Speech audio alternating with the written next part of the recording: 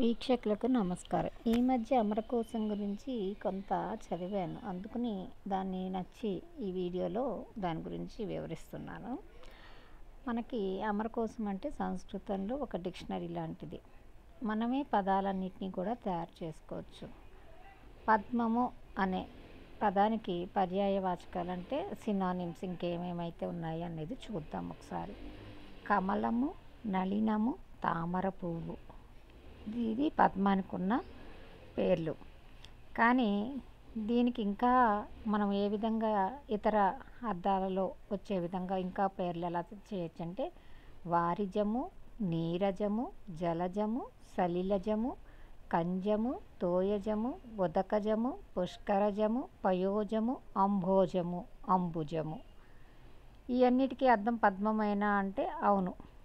మరి ఇవన్నీ ఎలాగొస్తున్నాయి అనేది అంటే అమరకోశం వలన వస్తుంది. అమరకోశంలో కొన్ని పర్యాయ పదాలను అమరసింహుడు ఉపదేశించారు. వాటికి కొన్ని ప్రత్యయాలు సఫిక్స్ జోడిస్తే వేరే అర్థాన్ని బోధించే పదాలను మనం కూడా సృష్టించుకోవచ్చు.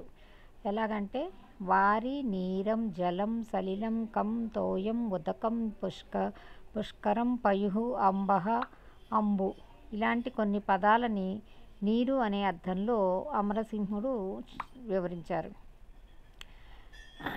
పద్మం పుట్టేది ఎక్కడ? నీటిలో కదా. అందువలన పైన చెప్పిన పదాలకు జ అనే ప్రత్యయం చేరిస్తే పద్మము అనే పదానికి సమానార్థకాలైన పదాలు వచ్చేస్తాయి.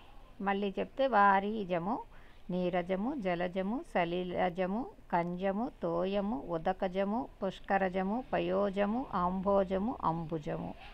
జాని ఎందుకు చేర్చాలి అంటే జాతము, జన్మించినది అని అర్థం వస్తుంది. జలజ అంటే జలములో